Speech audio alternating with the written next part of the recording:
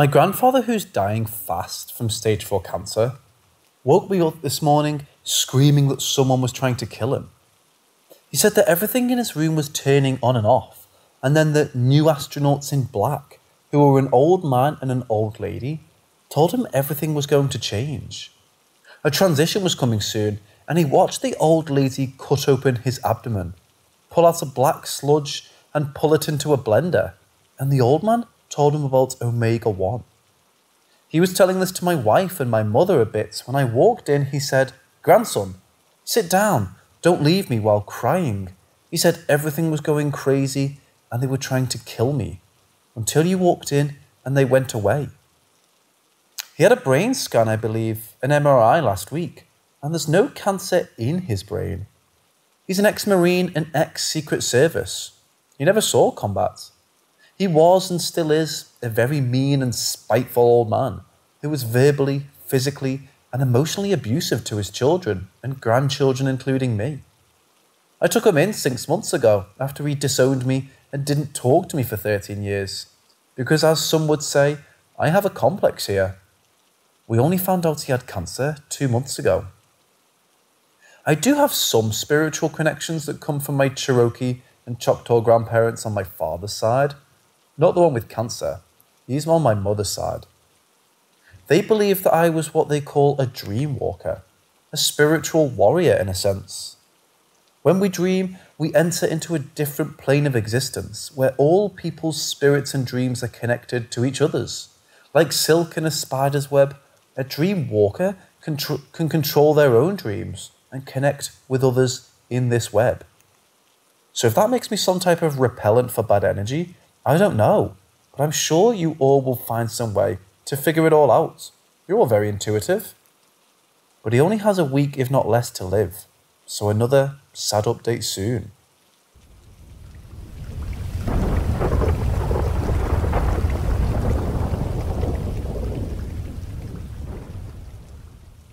My father enjoys recounting the tale about the time he experienced paranormal activity in an area north of our community called Fairy Run. Well, in the mid to late 90s, my father was an avid outdoor sportsman and frequented a lot of the same ponds to trout. One such pond is named Pike's Pond. Pike's Pond is situated in a small valley, almost dead centre between my community and the neighbouring community to the north.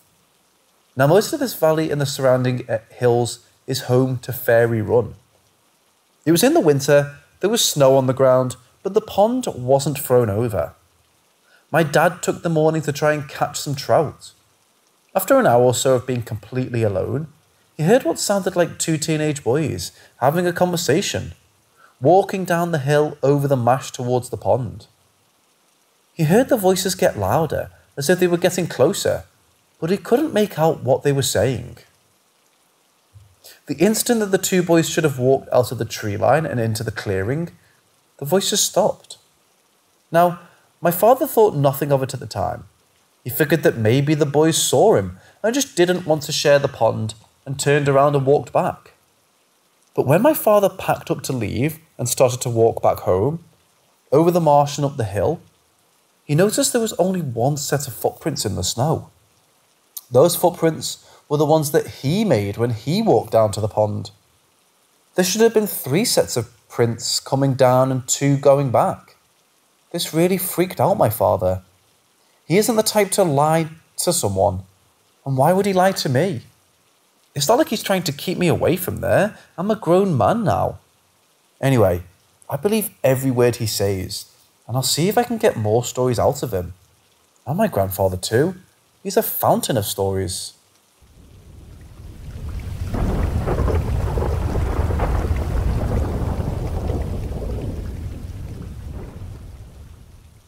In the eastern corner of Fairy Run, nestled in a small valley, where the streams flow to a pond called Lily Pond, in a small village, now part of my community, called Gaddon's Mash, or Gaydon's Mash, depending on what part of town you're from. Many years ago, there were only a few separate families living in Gaddon's Mash, one of which were the Merrigans. Now, the Merrigans were farmers at the time. They owned a large piece of land, stretching many acres without interruption, except for the railway cutting through. The eldest Merrigan, who I shall call Old Man Merrigan, was a very crooked and nasty person who had many children and shared his land with them. Old Man Merrigan had an old house with thin glass windows, tattered clapboard siding, and rotting cedar shingles. Now for the story. Sometime in the mid-1930s, Old Man Merrigan passed away. Back then, funeral homes weren't a thing, so families woke their loved ones in the parlour, similar to a living room or family room.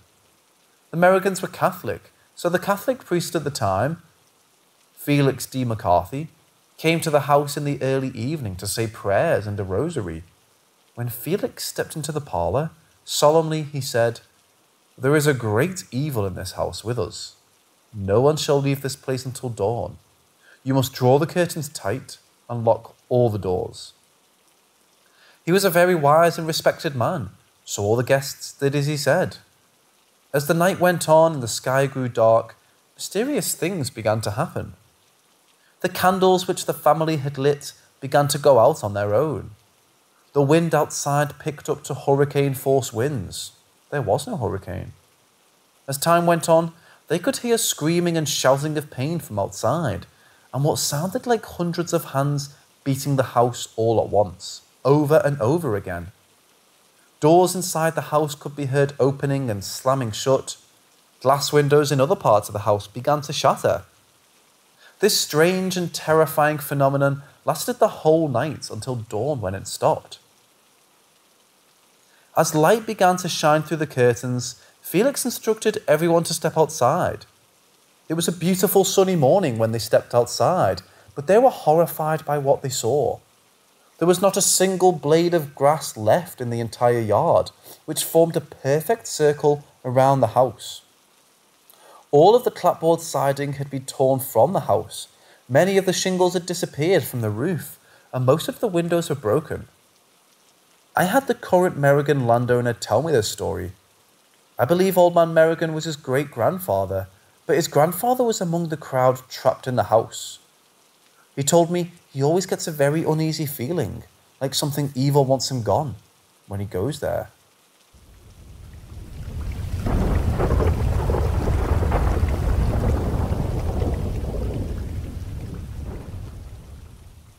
I don't know what Americans do, but where I'm from, on the weekend closest to May 24th, we take Monday as a holiday in celebration of Queen Victoria's birthday, May 18th. It's a really big deal, like we have songs about it and everything. Anyway, for May 24th weekend in 2019, my group of friends and I decided to go camping. We scoured the surrounding woods of our town for a decent place to camp, and we settled on a little flat corner of a field at the bottom of a hill. The field is called Kennedy's Plains, basically an old homestead where the Kennedy family once lived. Only thing is though, Kennedy's Plains is situated right smack in the middle of the area, outside town called Fairy Run. Now nobody knew we were in Fairy Run, and I never told anyone until after. That's when the stories started to flood in. To add a little context to this, I'm going to use names in place of my friends. Don't want to use their real names. There was Sam, Zeke, Bren, Dick, Brad, Chris, Len, and myself. The camping trip started out pretty normal. We drove up on ATVs with trailers in tow, full of gear. We set up 3 tents. Bren and Dick's were on the far left. Sam, Zeke, and myself had ours in the middle. And Brad, Chris, and Len had the biggest tent to the right. We got a nice fire going and started cooking up some food. Zeke, Brad, Chris, and Len hopped on their ATVs and drove off to the other side of town where all the popular girls were camping to hang out for a bit, leaving Sam, Bren, Dick, and myself. The fire was going well, and we had a lovely feed of boiled mussels. Nothing strange happened at that point. Around 11 p.m, Zeke, Brad, and Chris come back, laughing and chatting about the time they had. Len stayed back to try and get some skin off the girl he had been obsessing over for the past 2 years. He didn't get any. Len came back around 11:45. He was frightened when he came back. He said that just before he reached the field, a big figure darted out into the path before him and ran off into the trees. He said it was really fast, so it couldn't have been a moose. We passed it off as paranoia and dumped a 2 litre of Pepsi on the fire. I also pissed on it, it's tradition, and settled in for some sleep. It was a pretty shitty sleep. The ground was hard and a little uneven. Zeke and I woke at about 5 a.m. to go piss, and both decided to head down to Pike's Pond for a little bit of fishing. We made it to the pond and fished for 45 minutes, and decided to head back, empty-handed. We got back and started the fire back up and cooked breakfast for the crowd. After that, we all decided to head down to Pike's Pond to fish and relax. A narrow woods path was all we had to take to get down there, but made it down fine. One after another, we got bored and decided to head back to camp. I left first and alone, but made it back to fine. Sam, Zeke and Brad came back together. I thought they made it back fine, but they had something strange to say. They told me that they felt like they were lost and everything was unfamiliar. They thought they were walking in circles and said that they had been lost for almost an hour. Impossible, because it's only a 10-minute walk. Anyway, we packed up and left around noon. Of course, as irresponsible teenagers, we left a massive amount of garbage on the ground, and Dick even left his tent. The rest of the story continues 2 weeks later at Brad's shed. He had a huge crowd of like 15 people, small ass shed too. We started telling spooky stories. That's when I brought up Fairy Run. Brad's jaw dropped.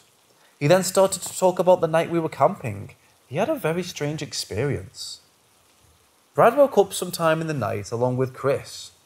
They heard a strange noise, and a minute later, a hand pressed in on the side of their tent.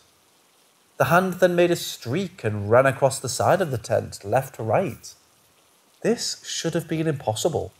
There was a massive tree behind their tent. The two got scared and told whoever it was to fuck off. Chris went back to sleep, but Brad couldn't. A little while later, Brad said he heard what sounded like the fire, starting to roar. This was impossible. We put the fire out before we went to sleep. He then said the fire sounded like it started to get louder and moved towards their tent. At which point, he said the fire started to circle the tent rapidly, but eventually went away. Brad tried to sleep and dozed off. Brad woke up another while later to the sound of footsteps outside his tent. Now, my ATV was parked to the right side of his tent, so he thought it was me. Brad called out my name, but instead a woman replied, "Yes?" He froze. There was no woman with us. The nearest house was about 1 kilometre away. Who came out there just to say one word? After he told us this, Brad said he will never go back there. He's too scared, and I don't blame him. Brent also told us that he returned to that spot a day after to go clean up the garbage we left behind, including the tent. However, there was no sign that we were ever there. He even took a picture as proof. The rest of the guys also testified that they felt like they were being watched the whole time.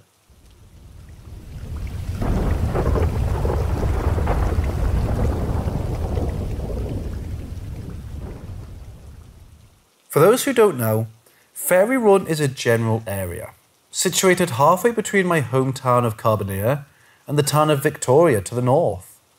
The area is notorious for paranormal activity and is home to hundreds of spooky stories from hundreds of people, dating back 300 to 400 years. My grandfather told me this one night while drinking in his shed. A few hundred years ago, a lot of people used to live up there. It was away from the ocean. Everyone was afraid of the pirates and privateers that would burn and pillage the town. My 7 times great-grandmother, who I'll call Nan, was among one of the residents of Fairy Run. One cool, foggy day, Nan took a stroll down to the edge of Pike's Pond, a pond situated in a valley on the west edge of Fairy Run, and spotted a young woman dressed in a white nightdress. She had long, tangly hair and was bent down over the water. As Nan got closer, she noticed the woman was drowning a newborn baby in the pond. The woman stood up and turned to Nan. She then let out an ear-piercing scream, similar to that of a banshee. This terrified Nan. She took off and ran home as fast as she could. The strange woman was never spotted again. This experience changed Nan. She was never the same. She became very cold and distant. One could compare it to PTSD today, I would imagine. She lived a long life, well into her 90s. Eventually, she died sometime in the late 1700s. They said that when she died, her left eye fell out of its socket and rolled out onto the floor of the house.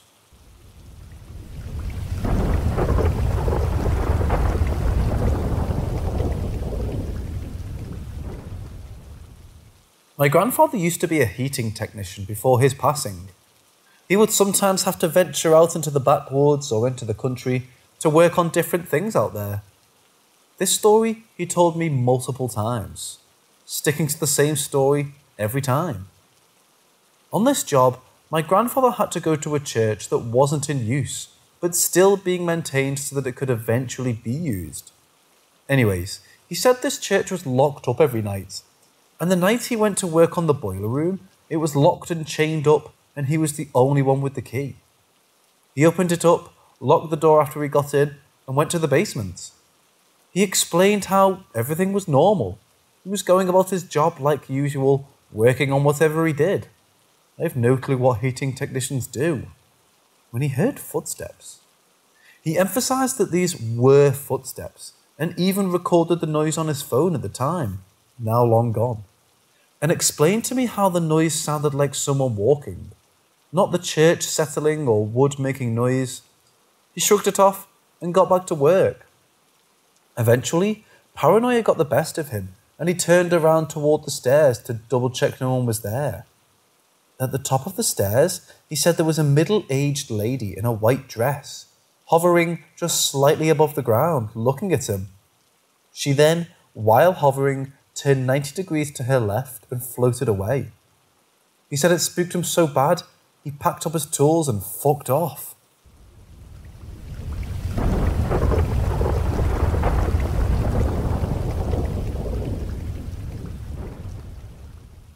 When my dad was in his teen years, he and his brother lived at home with their mom and dad. On this particular day, my dad explained that he and his brother were sitting on the floor watching TV.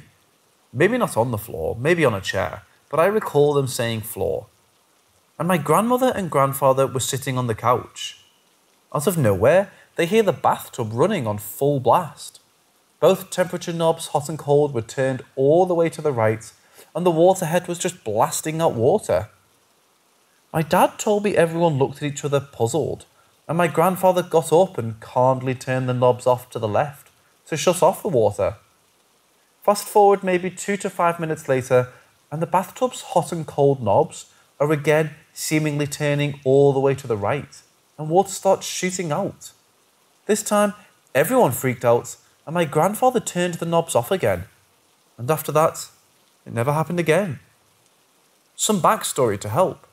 My grandfather passed away almost 2 years ago, so I can't ask for his point of view about the event, and I rarely see my uncle anymore, and when I do, I don't remember to ask him.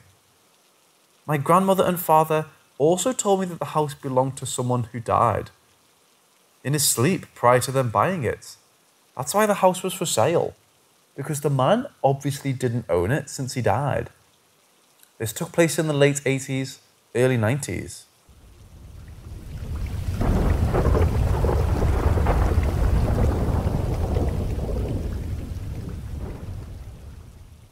I've always considered the possibility that the paranormal exists, and I admit to having experiences that I couldn't explain, but can't stretch belief quite far enough to call them supernatural. This was something unlike anything I've ever experienced. I have moderate insomnia. I'll be awake for 42 to 50 hours, sleep for 4 to 5, be up for another 18, etc. Eventually a day comes where I just rack out for around 14 hours. This happened in the middle of one of those crashes. It was dead ass of the night around 3 AM. I just woken up and felt parched, so after visiting the bathroom and washing up, I ventured out to the tiny galley kitchen to get some iced tea from the fridge. I fully admit that I was only half awake and very irritable at feeling so unreasonably thirsty.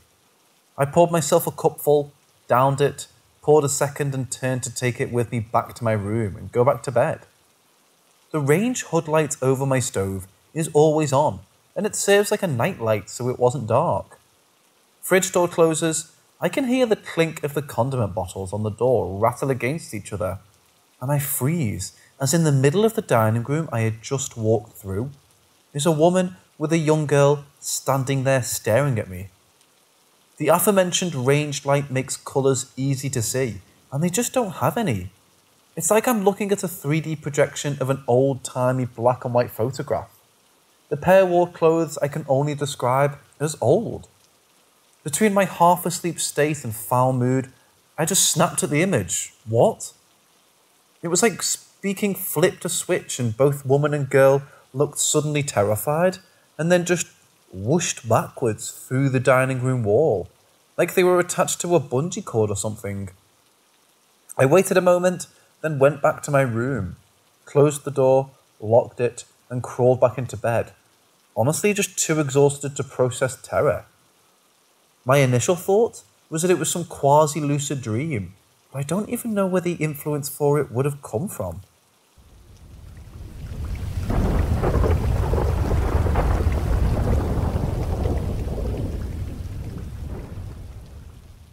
So back when I was in elementary, I think it was like grade 5, my school only went from kindergarten to grade 9.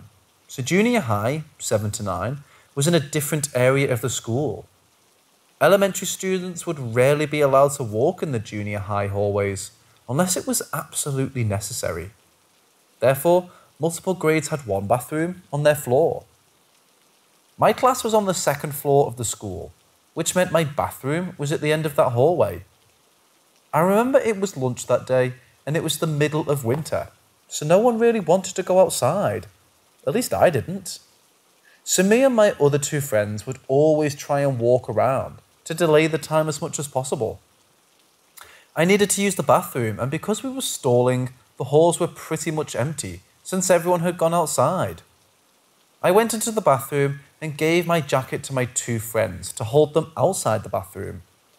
There were only 4 stalls at the end of the room, and the sinks were right next to the stalls. Everything was all up against one side of the wall. That meant that when you stand right in front of the stalls and look to your left, you would see straight out into the hallway, which my friends were standing right at the doorway. I always had an eerie feeling when I went to the bathroom alone, and that made it worse was that Bloody Mary was very popular during that time. So you would always see kids doing Bloody Mary in that bathroom and others trolling by turning off the lights. I decided to go into the very last stall, so it was right against the wall. While I was doing my business, I started hearing breathing, accompanied by what sounded like when someone sniffles if they have a runny nose. It sounded extremely close to me, like literally right there or right next to me. I don't know if I was just paranoid, but I genuinely thought it was one of my friends trying to prank me. I even called out their name that they entered the bathroom and literally stood right there. I even checked under my stall door for their legs, but didn't see anything. I kept hearing it, and at this point I got really spooked, but I still thought it was them because since the sinks were right next to the stall sometimes, we'd hide behind the stall to scare our friends when they came to wash their hands. I slowly opened my door and did a peek before I even went out, because I was convinced they were trying to scare me. However, I saw nothing and looked straight out into the hallway where I saw they had actually left my jacket on the floor. Now, I was still convinced because I even did a peek around the corner where the sinks were ready to scare them back. I got chills the moment I realised I was really alone. I ran out, grabbed my jacket off the ground, and ran straight outside. When I found my friends, they were all the way in the field of the playground, meaning that there was no way they could have been trying to scare me, and instead ran out right away. Keep in mind, we were 2 floors up and they weren't even breathing heavily. I asked them about it and they said they didn't even enter the bathroom. After that, I didn't like going to the bathroom alone, and I still don't know what it was that I heard that day.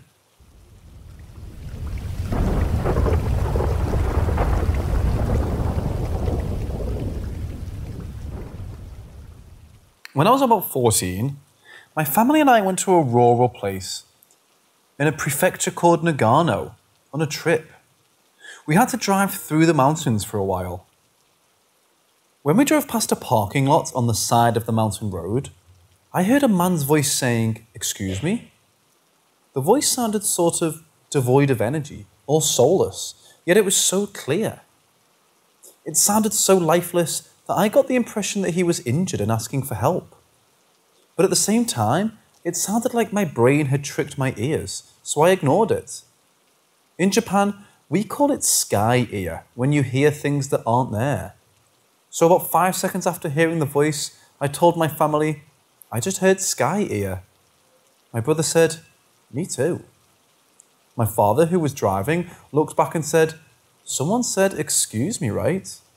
My brother then responded, "I heard, 'Help me.'" My father took a U-turn and drove back.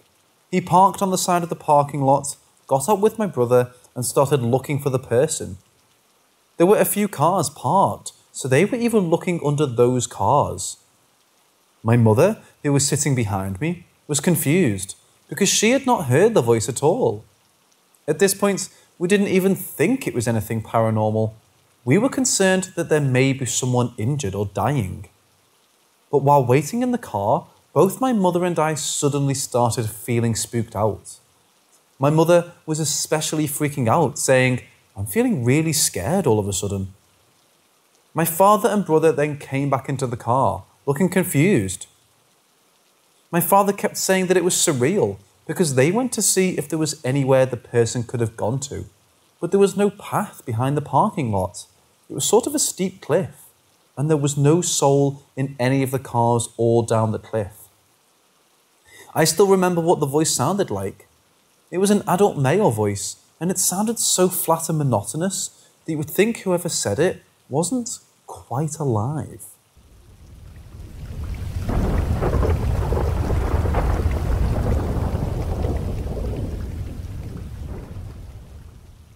During the summer of 2009, shortly after graduating high school, my father and I travelled to Estes Park, Colorado. I'd always been fascinated by the paranormal and convinced him to book a room at the infamous Stanley Hotel.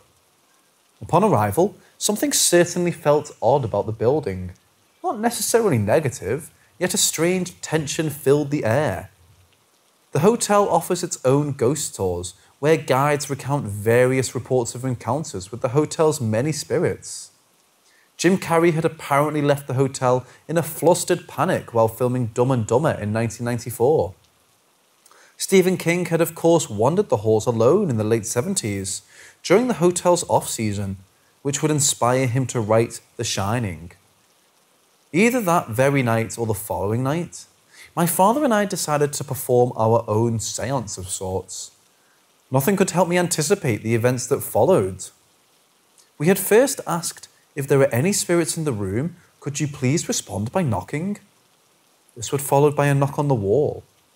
Shortly thereafter, we asked for the spirit to reveal itself, which was followed by a full-bodied apparition emerging in the corner of the room, which appeared to be a male, possibly bearded. I ran out of the room, didn't feel threatened, more so my mind was trying to process what I had just witnessed. Years later, my grandmother captured what appears to be an F.O. Stanley in the main stairwell near his portrait. If possible, I'll link the photo here. I highly encourage enthusiasts or skeptics to either visit the Stanley Hotel or the town of Eureka Springs, Arizona, the downtown area, if they want a chance to experience something beyond the general realm of normality.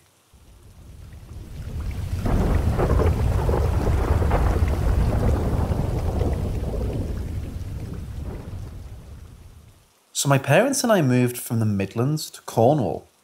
We looked all over the county for somewhere to live when we first moved down, and finally found this place in a nice, quiet neighbourhood, attached to a small village. This bungalow wasn't well known or anything. It was just a normal place. The elderly couple who moved in when it was built in the 60s had been the only occupants. When we first arrived to view it, it was warm and seemed like a nice, cosy 3-bed bungalow. The old lady who lives there was mobile and the place was well kept. She said to us she had lost her husband a few years prior. He had been working in the back garden, didn't feel too well, and came back in and sat at his place at the table. He either suffered a heart attack or heart aneurysm and died right there and then at the table. After we moved in, there was no signs of anything untoward for a long time. My bedroom was the couple's old bedroom. It was an L shape with the bottom of the L being the short corridor to the hallway. I had a mirror on this L, so I could see most of the mirror from the reflection when in bed. At the time, I wasn't sure if this was just me, but whenever someone would come into my room or get near the doorway, the pressure or feeling in the room would change. Not in a bad way, but you could feel it. It's the same feeling of that age-old instinct we all have when there's someone in your personal space. This corridor was about 3 meters from the end of my bed. I'd like to point out that this feeling I had was never wrong. I could even feel it with my Xbox headphones on, sitting at the end of my bed, looking in another direction. People, young family members, trying to sneak up on me. The dog, whatever, you could feel it. I'd be in bed at night, and this feeling would go off, and at the beginning, there was no noise. After a few months, I would hear the pitter-patter of someone walking in socks on the carpet. They would walk into the room, stop where the corridor became my room, pause for 10 to 15 seconds, and then pitter-patter out. No one was there. The pitter-patter would come all the way into my room. Then one week, stuff went crazy. My parents wanted to change the kitchen, so began planning to rip bits out and upgrade it from the 60s decor. I was lying in bed with the lights on listening to music, with my eyes closed, and I felt someone blow in my face hard, like blowing out candles. I was like, what the fuck? Didn't really understand what happened. Then the next day, my mum and I are in the lounge and we hear a massive bang and glass smash. We go into the kitchen and the glass diner mats we have, one is smashed where the guy sat when he died. But smashed in a weird way. The surface is fine, but the second layer is cracking and splintering out. More stuff happened over the next few days. For example, windows opening, stuff going missing and ending up in my room. Then we ripped the kitchen out and everything stopped except the pitter-patter. Years later, I met my wife and she moved in for a while. She too heard the pitter-patter some nights when we were in bed watching TV. After years of reading ghost novels, I understood that the things I didn't think too much of were a paranormal presence.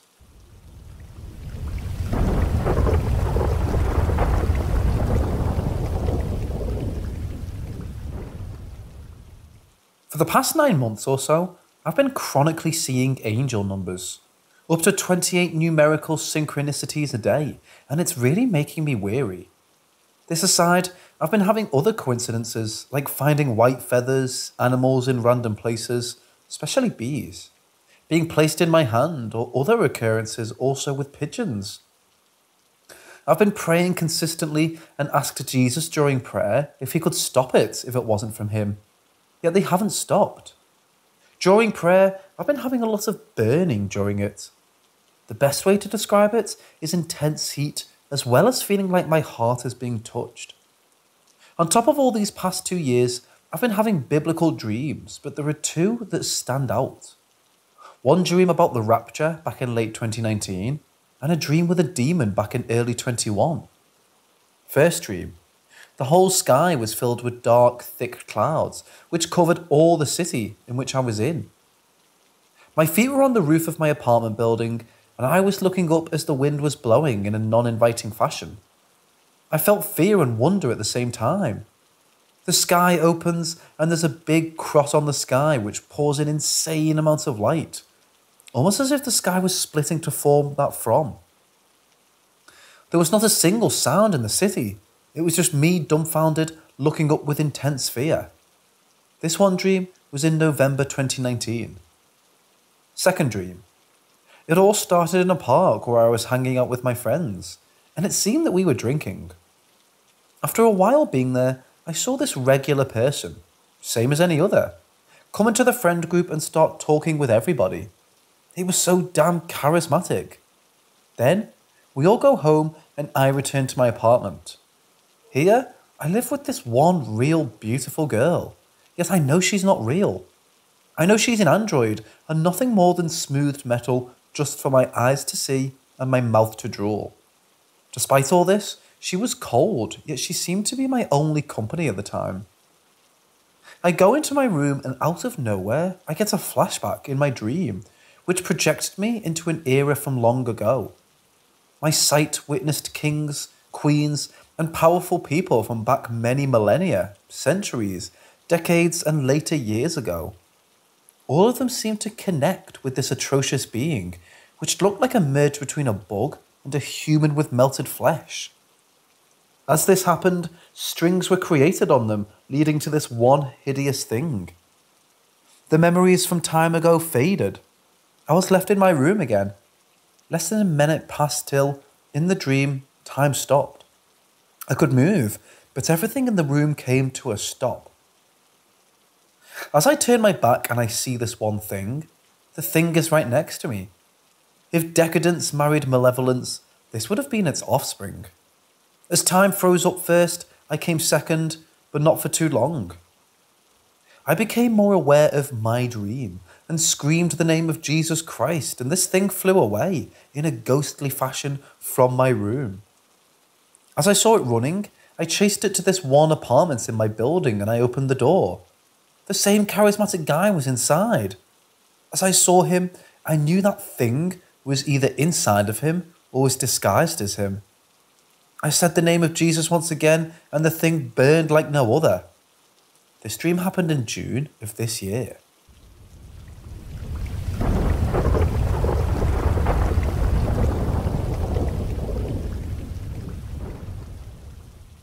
I used to volunteer at the local hospital as a transporter for the rehab unit, physical, speech, and occupational therapy, and the transport department getting discharged patients to their ride home from August 2011 to November 2012. Here are my strange experiences from that time. One day, I was sent to find a woman in the North Tower and take her by wheelchair to the main entrance to get a ride home for my family.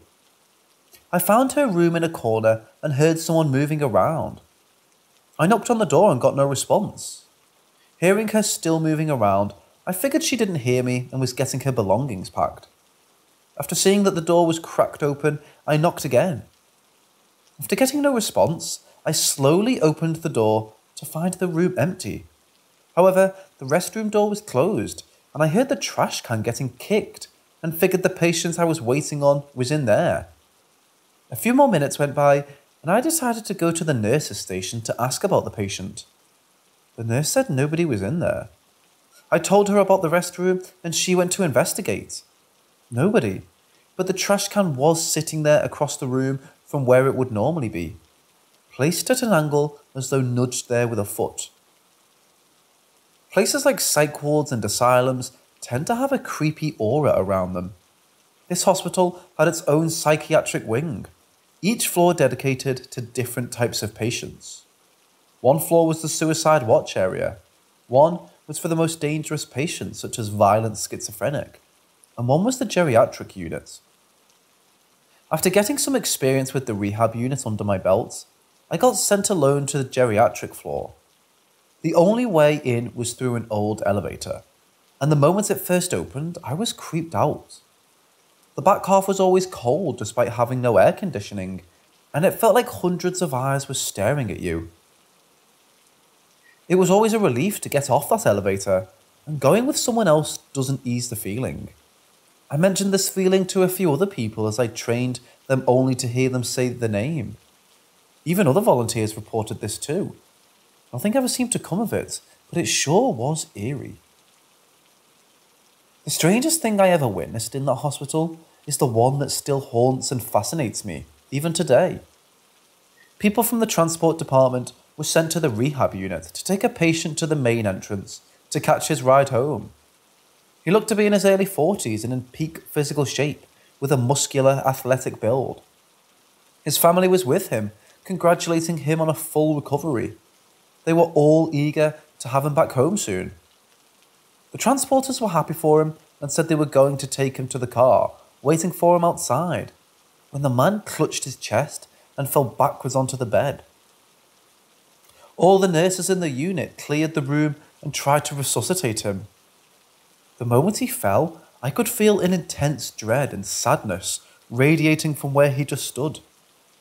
The nurses realised they couldn't save him after a few minutes, and a doctor came in and determined that the cause of death to be acute cardiopulmonary arrest. This was the only time I saw someone die. For the rest of the day, anyone who went to the rehab units, rehab patient rooms, or the hall between them could feel the same dread and sadness, with the air suddenly seeming to weigh a good 20 pounds. People who didn't know what happened coming off the elevator started pointing to the locked door to the rehab patient rooms and asking, "Did someone just die in there?"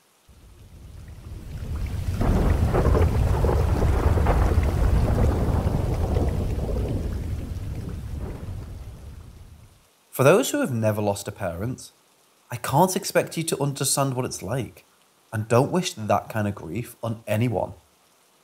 Those who have been through it before are probably all too familiar with that ordeal. My story may be a bit unusual, but it's a strange but true one that I will tell to the best of my memory. My mom one day was diagnosed with ovarian cancer after experiencing pain she said was worse than childbirth, and refusing to get it looked at for a solid month. An operation was scheduled to address the tumours found throughout her abdomen. A hysterectomy was carried out, along with the removal of a sheet of tissue covered in tiny tumours. She lost 3/8 of her blood and took a couple months to fully recover, but she did recover. She even signed up to participate in experimental chemo trials in the hopes of finding alternatives to traditional chemo that have less negative side effects. Things went pretty well for a while, and it all seemed to be promising. However, strange things started happening around the house occasionally. Something would frequently be in the basement imitating one of the cats when I was home alone late at night, and could see the cat it was imitating sleeping in the living room. And a shadow person occasionally revealed itself in the master bedroom. It would look like a man just short of 6 feet tall, in a hoodie, standing by the window at the foot of the bed, visibly breathing heavily but making no sounds. The doppelganger in the basement always creeped me out and scared me out of going to the basement while it was dark outside. The shadow person didn't frighten me. I'd see him and go about my business like, yeah, that's weird. Anyway, I started to encounter the doppelganger less often over time, and this particular shadow person more. In February 19, Mom was bleeding pretty heavily from what we figured was the site of the hysterectomy. She finally decided to get off the couch and let Dad take her to the hospital, after a few hours of him urging her to get it checked out, when blood was getting on the blankets and other things on the couch. I was finishing up maintenance on my aquarium when she left, and as I was dumping dirty water in the bathtub and bringing new water back to my bedroom to be treated and added to the tank, I saw the shadow person again after Mom left the house. This time, he wasn't just standing still. He was pacing around the bed between both windows with his right hand on his chin, left hand on the right elbow, and head tilted forward, as though worried sick and wondering what to do. Still making no noise, not even footsteps. I got the feeling from him that he knew she wasn't going to make it, and figured the same. She stayed in the hospital for a couple of weeks before taken away by helicopter to another hospital in my state's capital, since they were far better equipped to help her where the local hospital wasn't. Dad stayed with her as much as possible, and even took time off work to be by her side, only returning home to get new changes of clothes and handle any business he needed to take care of before making the trip back.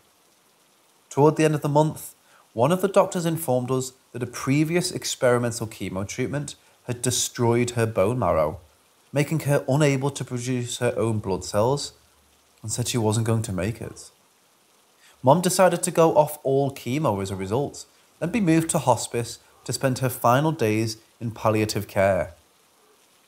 I spent most of my time off work at home alone, looking after the cats. During her final week, things got seriously weird. I no longer saw the shadow person or heard the doppelganger, but something else was happening.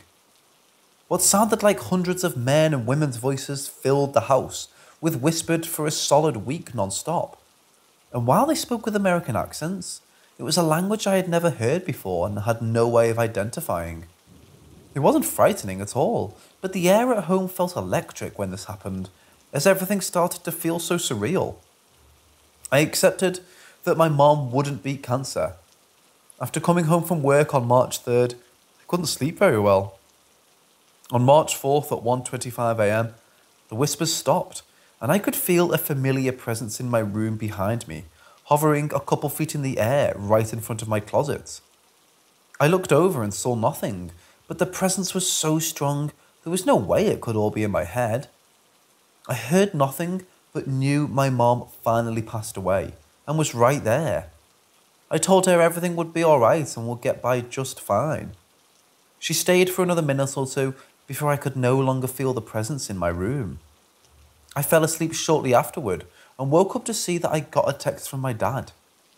When I read it, I was spooked. It said that Mom died around 1:30 a.m.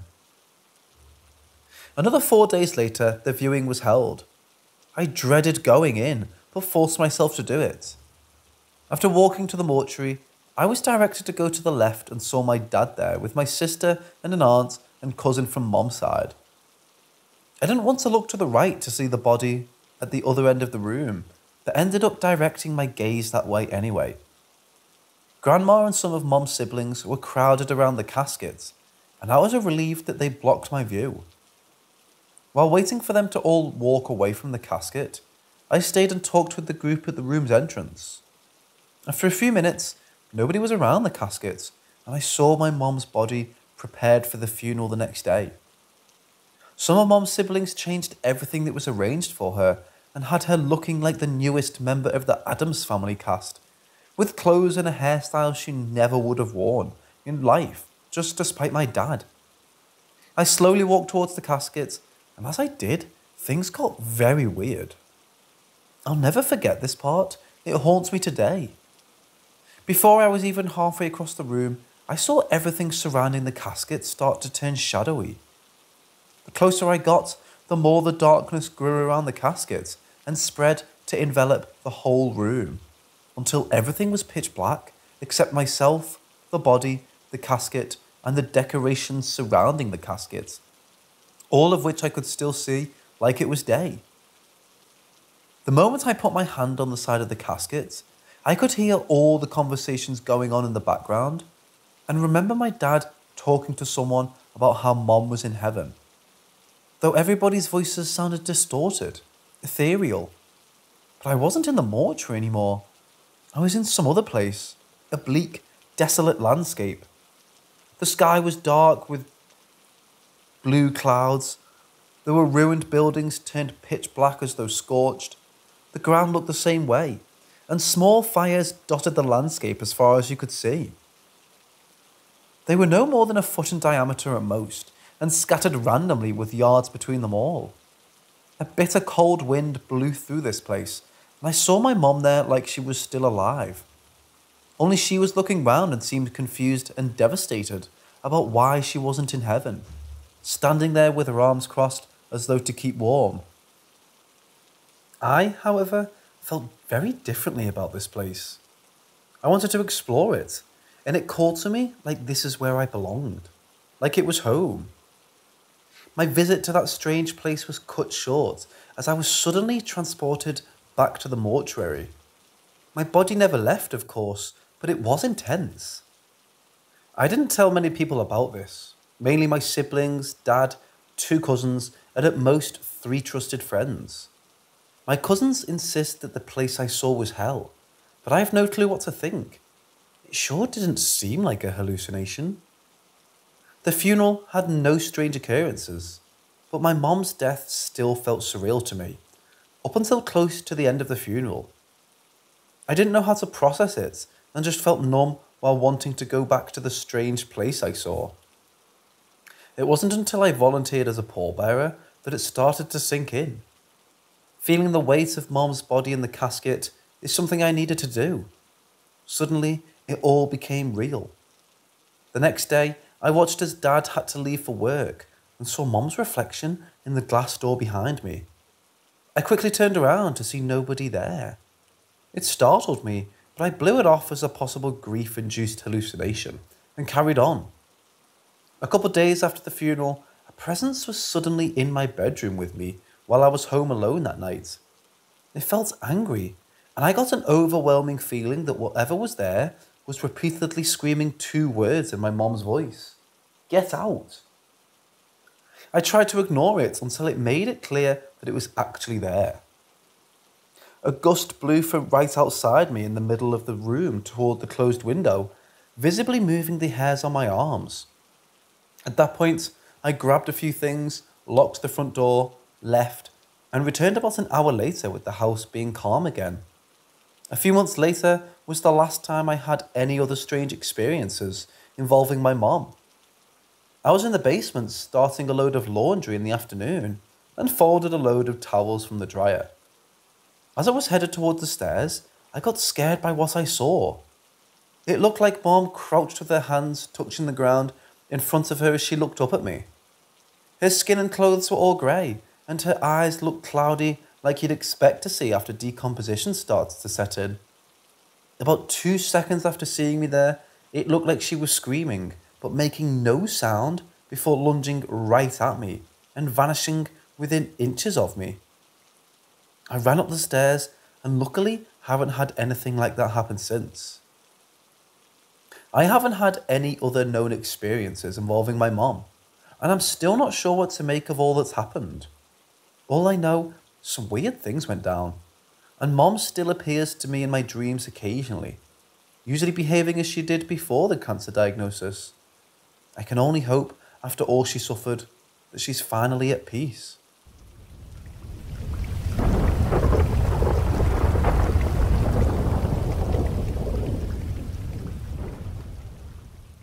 A little background info. I was born and live in a city that is very new. It was only founded 86 years ago, so here we don't have ancient places heavy with negative energy, and so I've never felt anything at all here.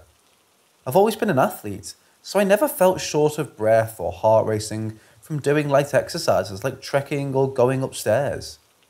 I work as a photographer, and I used to travel a lot around my country doing photo shoots. Used to, but in COVID times ain't doing that at all. So I've been to a lot of locations of all sorts. Big mansions, small abandoned shacks, farmhouses, quarries, abandoned movie theatres, etc. The first time I saw something, I felt really stupid, because I thought I was under some kind of suggestion. I was 18 years old and I was living in a small town in Georgia, USA, as an exchange student. My host family took us to a tiny mountain town for a pig/pork festival. We took the road early on a Saturday morning and arrived somewhere in South Carolina. Really can't remember the name of the place.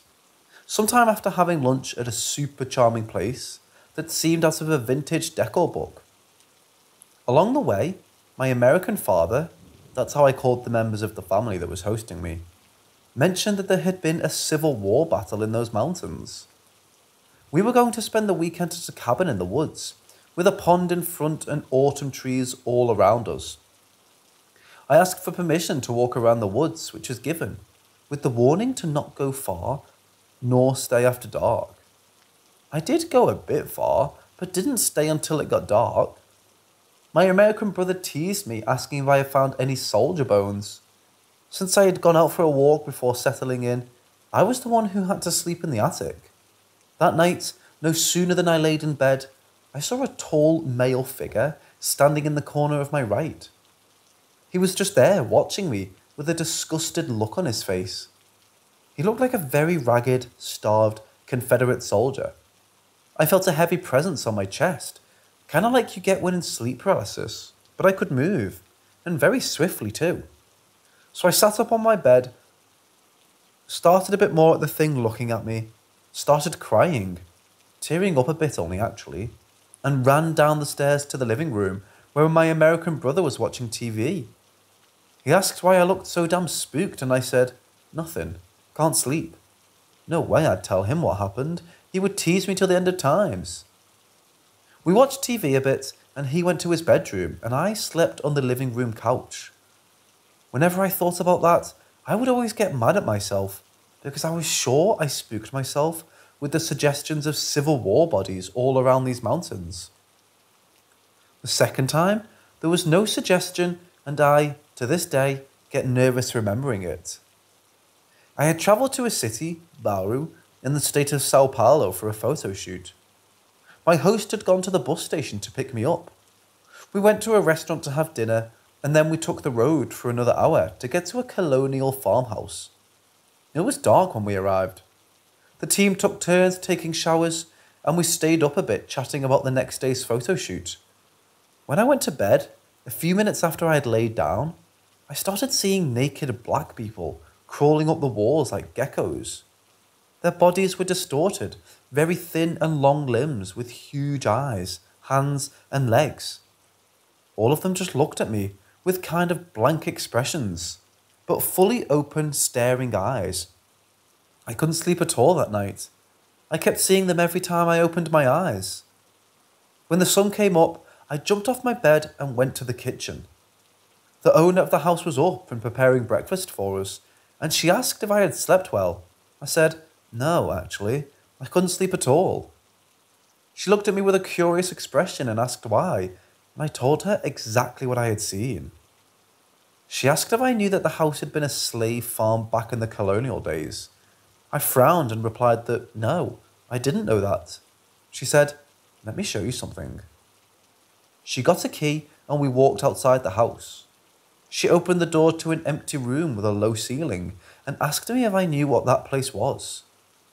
I didn't answer, and she said this was the Senzala, slaves' quarter. That goddamn Senzala was exactly underneath my bedroom. I didn't feel any ghostly presence, but I did feel nauseous. She then showed me the pillory, original from back then, and for its historical value, can't be destroyed, where the slaves were tied to and punished. I can tell you, I wasn't in the best of spirits on the photo shoot that day. The third time was in another photo shoot in another city. I went with a big team to a big vacant mansion to do a bridal gown editorial. As usual, I'd check the rooms to see where I'd set my lighting equipment, or to see if the place had nice natural light. But when I entered the master bedroom, I felt a horrible pressure on my chest. I could barely breathe, and my heart started pounding, and all my insides felt as if they were being compressed by hot hands. The moment I left the room, it stopped. When I went back downstairs, the guy responsible for scouting locations and getting props asked what I thought of the place. I said, "This place is gorgeous, I love it, but we're not going to use the master bedroom."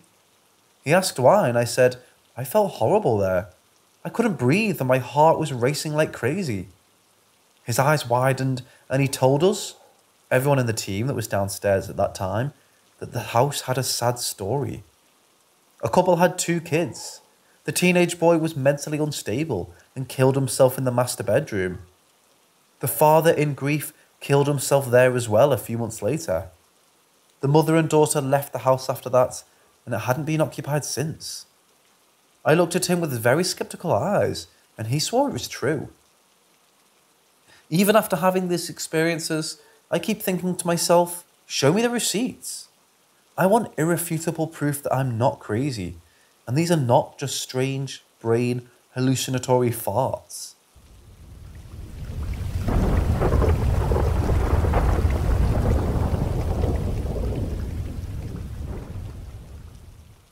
My uncle came to the United States from Central America in the mid-1980s and set up a lucrative medical practice on the Mississippi Gulf Coast. He purchased a large antebellum mansion in Ocean Springs, Mississippi. The second floor of this monstrously large plantation home had been used as an infirmary/hospital during the American Civil War. The original floorboards on the second floor had huge dark stains soaked into the wood. It was blood that had pooled from injured soldiers and had soaked into the floorboards.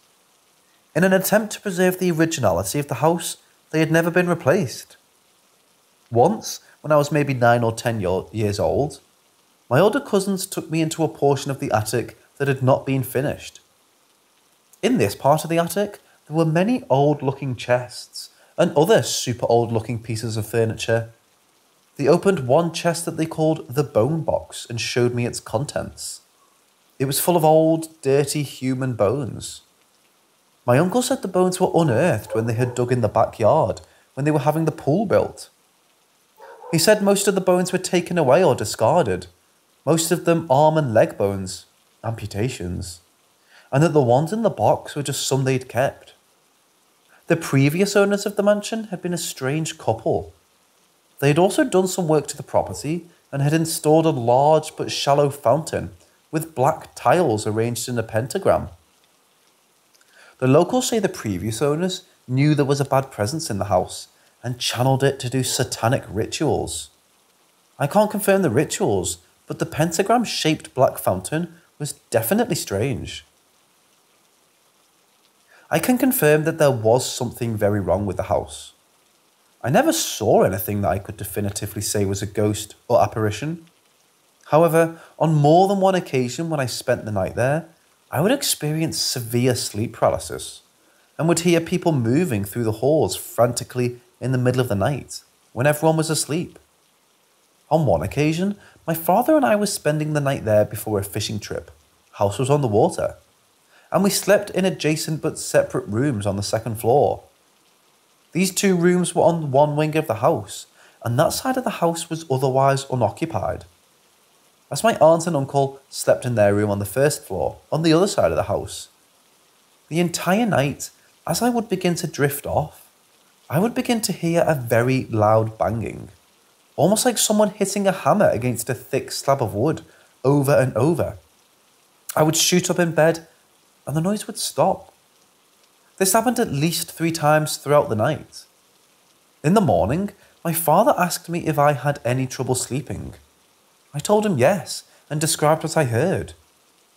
He said he had no idea what I was talking about, but my aunt's dog had been running up and down the hall all night, keeping him up. I hadn't heard the dog, and my aunt said her dog was not even at the house, but was under observation at the vet clinic. The more I think about what I heard, the more I think that what I heard sounded like a steel cleaver or hatchet hacking through the arm or leg of a wooden slab. That's what I got.